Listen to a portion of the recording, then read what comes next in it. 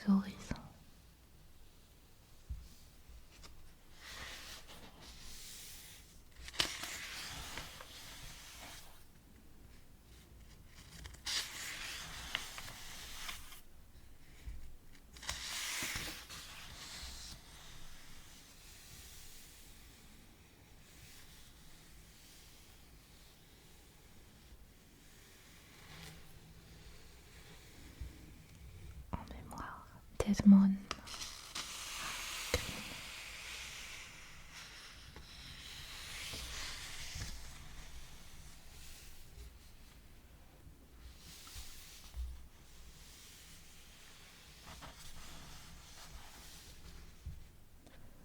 Le 11 juillet 2022, le James Webb Space Telescope, JWST, envoyait ses premières images, pénétrant le mur du temps pour nous faire découvrir l'univers, quelques centaines de millions d'années seulement après sa formation. Avec une merveilleuse ironie cosmique, cette plongée au plus profond de nos origines nous propulse dans l'avenir. Un futur où s'annonce une révolution en astronomie, en cosmologie et en astrobiologie. La recherche de la vie dans l'univers. James Webb arrive après quelques décennies d'exploration spatiale et planétaire, au cours desquelles nous avons découvert d'innombrables environnements habitables dans notre système solaire, pour la vie simple, telle que nous la connaissons, mais aussi des milliards d'exoplanètes dans notre galaxie, dont certaines sont situées dans la zone habitable de leurs étoiles parentes. Nous vivons un âge d'or en astrobiologie, le début d'une odyssée fantastique, dans lequel l'essentiel reste encore à écrire, mais où nos premiers pas apportent déjà la promesse de découvertes prodigieuses. C'est cette fabuleuse aventure humaine que je souhaite partager avec vous dans ce livre. Des découvertes, bien sûr, mais aussi les questions qui restent aujourd'hui encore en suspens. Quelle est l'origine de la vie? Sommes-nous seuls dans l'univers? Ces questions sont aussi vieilles que l'humanité, mais nous n'avons jamais été aussi proches de pouvoir y apporter une réponse.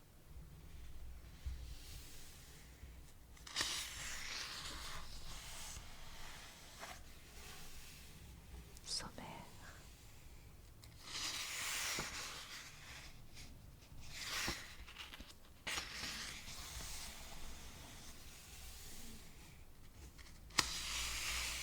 Il y a un nom avant-propos de l'autrice que je ne vais pas lire pour me concentrer sur le thème du livre.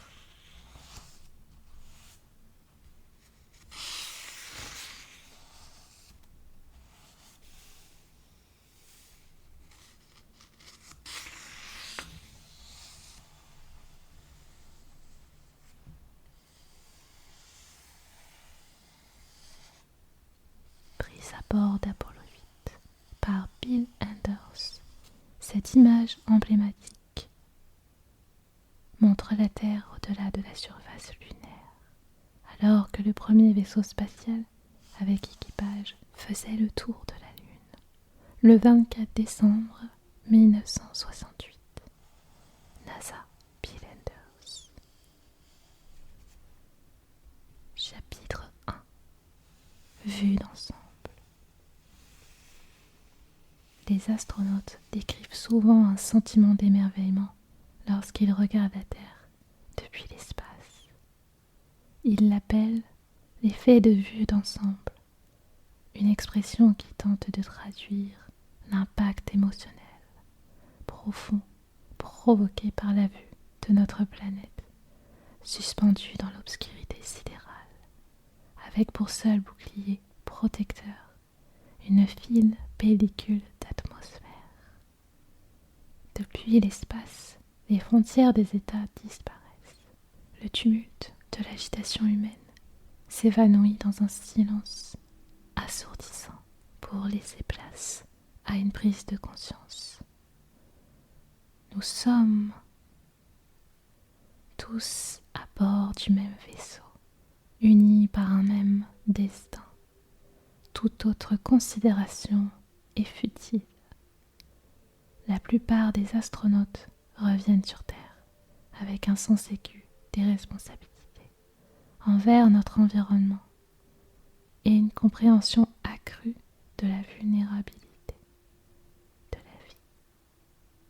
Nombreux sont ceux qui parlent de leur expérience. Certains deviennent militants. L'effet de vue d'ensemble est peut-être l'héritage le plus profond de notre génération. Pour celles qui suivront, elle marque un tournant dans l'histoire de l'humanité, un changement de perspective qui intervient à un moment clé, alors qu'il nous incombe de décider si nous voulons disparaître dans les abysses du temps ou prendre notre envol dans l'immensité cosmique. Quelle est notre place dans l'espace? Sommes-nous seuls dans l'univers? D'où vient la vie? Ces questions sont aussi vieilles que l'humanité.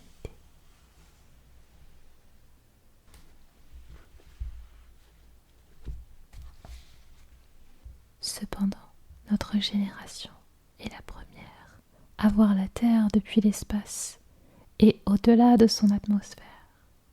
Cette perspective s'accompagne de nouvelles connaissances et de quelques messages en forme d'avertissement, comme celui donné par les premiers astronautes en route vers la Lune, qui parlèrent de notre berceau planétaire et du lieu d'origine de l'humanité, de l'indivisibilité d'une biosphère fragile et de notre responsabilité envers elle en tant qu'espèce dominante, révélée alors pour la première fois sous nos yeux.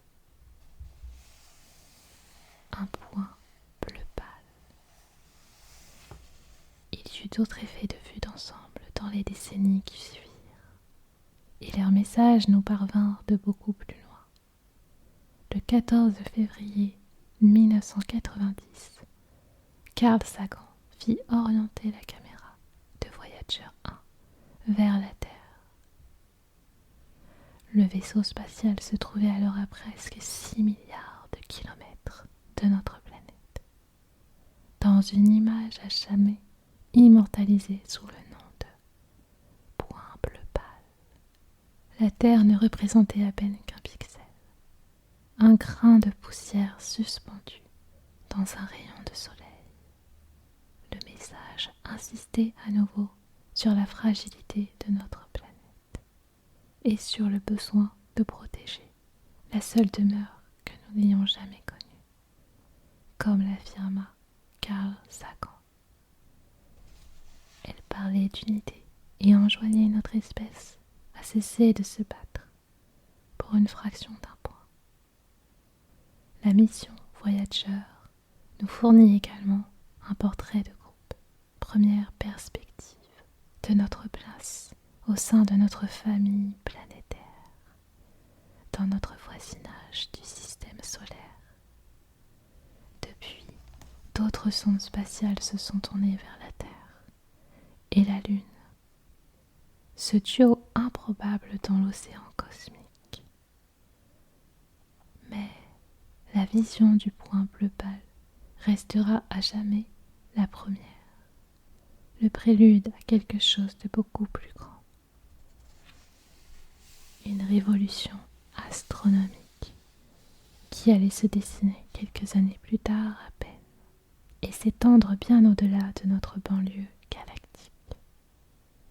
En janvier 1992, les astronomes Volksan et Dale Frail annoncèrent la découverte de 2 planètes en orbite autour du pulsar PSR B1257 plus 12, à quelques 2300 années-lumière de la Terre.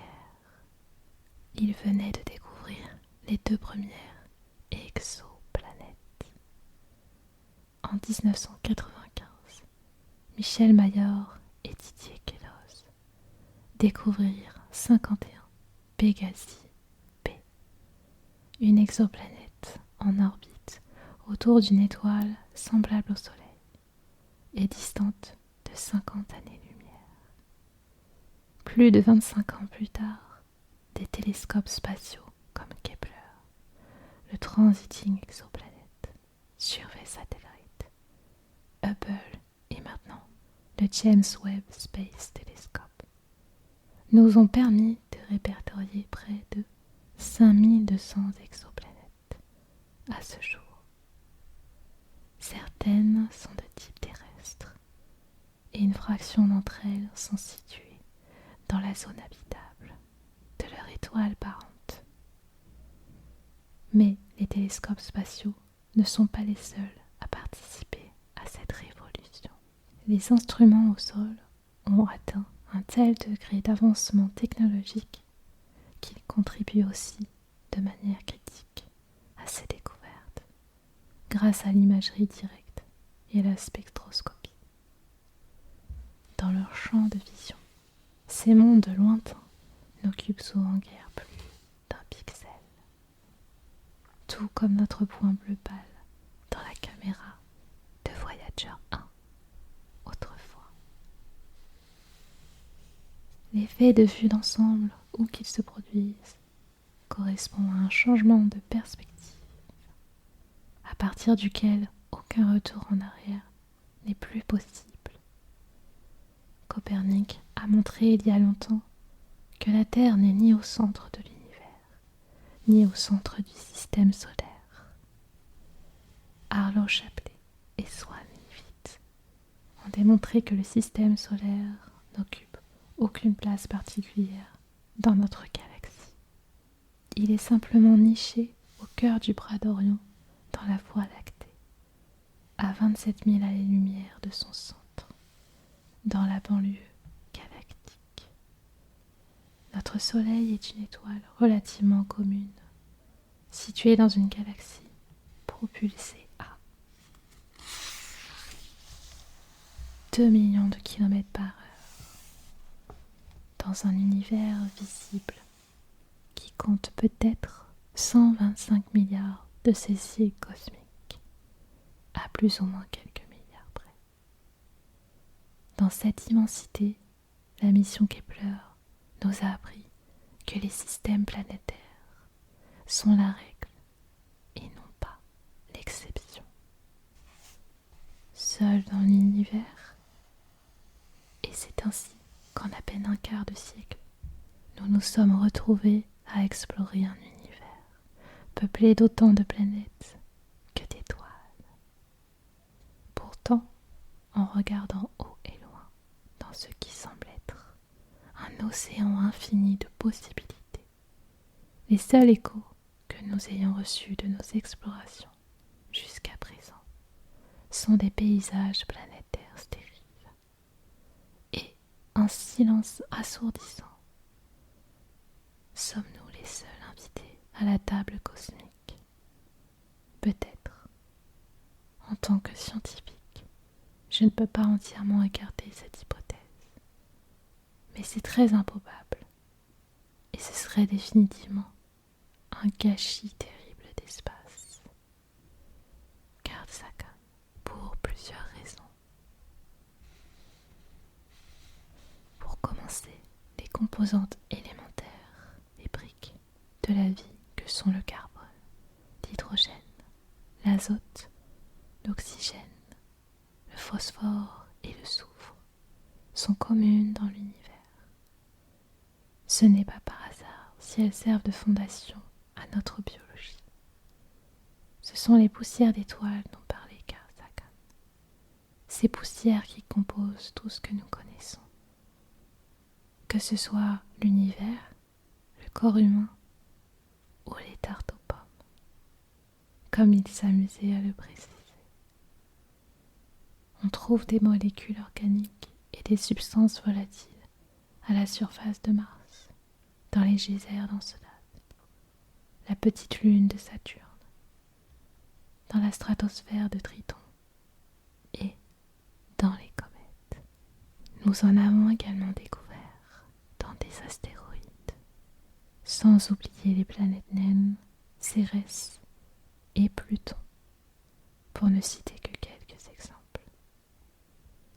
Bien plus loin, encore près de 200 types de molécules organiques, complexes, prébiotiques, les précurseurs de la vie, ont été détectés dans des nuages interstellaires, proches du centre de notre galaxie. Certaines d'entre elles pourraient jouer un rôle dans la formation des acides aminés, des éléments constitutifs de la vie, tels que nous la connaissons. Certes, les molécules organiques ne sont pas la vie, mais ce sont les éléments de base que la vie utilise pour sa charpente de carbone et d'hydrogène. Et elles sont absolument partout. Ce nombre incalculable de possibilités ajoute à la probabilité d'une abondance de vie dans l'univers. Une simple extrapolation des données de la mission Kepler sur le nombre d'exoplanètes existant uniquement dans notre galaxie suggère que des milliards de planètes de type terrestre pourraient être situées dans la zone habitable d'étoiles semblables au Soleil. Si même une seule planète sur 1 milliard a développé un type de vie complexe et intelligent, notre galaxie pourrait être peuplée d'une dizaine de civilisations avancées. Même s'il n'y en avait qu'une pour 100 galaxies, le total s'élèverait à quelques milliards dans l'univers. Et comme la probabilité de distribution dans la nature prédit qu'il existe plus de flaques d'eau que de grands lacs, plus de petites collines que de chaînes de montagnes, plus de petites planètes que de grandes, et plus de vie simple que de vie complexe, il s'ensuit qu'en toute probabilité, l'univers abonde de planètes, abritant une vie simple microbienne. Ce qui précède est un raccourci évident, mais c'est une conclusion qui n'est pas déraisonnable. Et plusieurs scénarios sont envisageables. Peut-être la Terre n'est-elle pas représentative de la vitesse à laquelle la vie se développe ailleurs dans l'univers. Peut-être ne sommes-nous qu'une version de biologie relativement lente. Après tout, il a fallu près de 80% de l'évolution géologique de notre planète pour que la vie atteigne un stade complexe.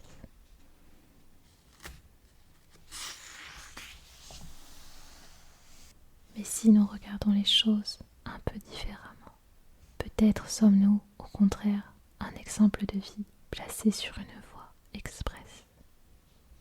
Aujourd'hui, des études semblent indiquer que la vie aurait pu apparaître très rapidement, un peu moins de 200 millions d'années après le refroidissement de la croûte terrestre. Dans les faits, tout est relatif et dépend du type de vie auquel nous faisons référence. Notre connaissance est encore très imparfaite, et elle l'est en particulier parce que nous manquons de données pour ces temps géologiques reculés. La tectonique des plaques et l'érosion ayant détruit une grande partie des roches de cette époque, il est aussi possible qu'une partie de la réponse à cette question se trouve au-delà de notre planète, et que la vie soit le résultat d'un processus générationnel associé à la formation d'étoiles spécifiques. Dans notre cas, des étoiles ressemblant au Soleil. Notre galaxie s'est formée il y a environ 13,6 milliards d'années, soit à peine 200 millions d'années après le Big Bang. Mais des étoiles comme le Soleil ne furent pas produites immédiatement dans cet univers jeune. Les astronomes pensent aujourd'hui que les étoiles les plus anciennes, connues sous le nom de populations massives et lumineuses, et avaient une durée de vie courte, de 2 à 5 millions d'années. Ces étoiles formées très tôt dans l'univers n'auraient pratiquement pas eu de composés métalliques, des éléments autres que l'hydrogène et l'hélium.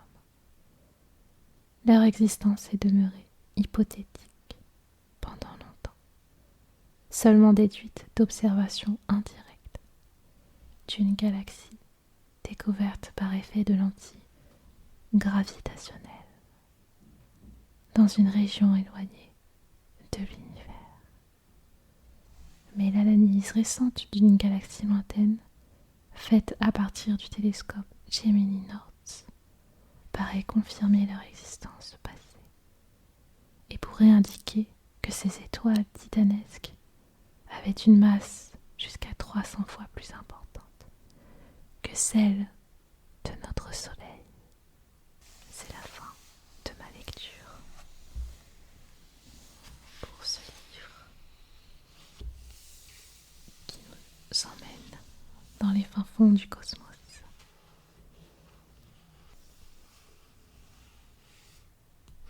Et plein de petites étoiles.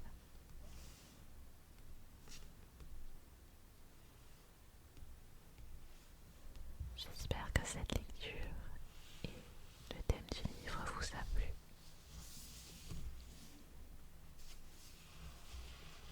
Et belle fin de vidéo à tous et à toutes.